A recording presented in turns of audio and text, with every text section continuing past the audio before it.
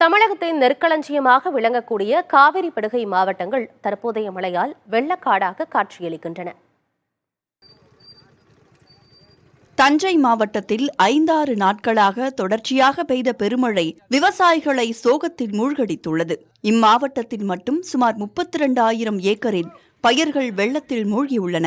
ஒரத்தநாடு, அம்மாபேட்டை, காட்டூர், கீழையூர், திருவையாறு, செங்கப்பட்டி என பாதிக்கப்பட்ட பகுதிகள் பட்டியல் நீண்டு கொண்டே செல்கிறது.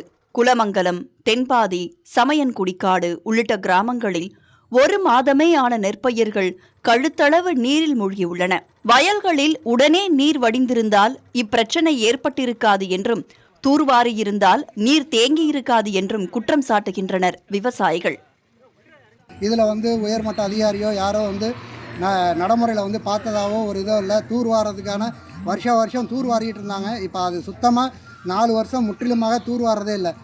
அப்படி இருக்கும்போது எங்கே தண்ணி வடிவம், எங்கே வடிகால் இருக்குன்னே தெரியல.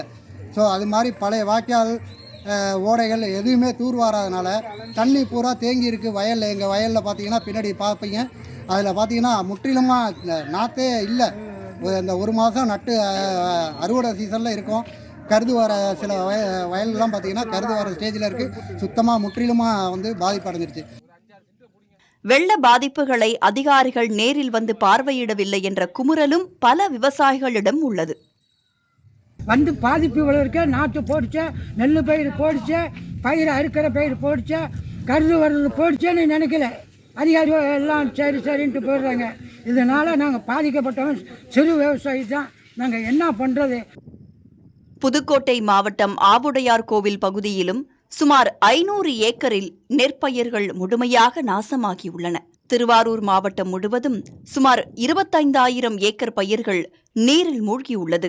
மன்னார்குடி சுற்றுவட்டார பகுதிகளில் மட்டும் 500 ஏக்கர் வயல்களை வெள்ளம் சூழ்ந்து காணப்படுகிறது.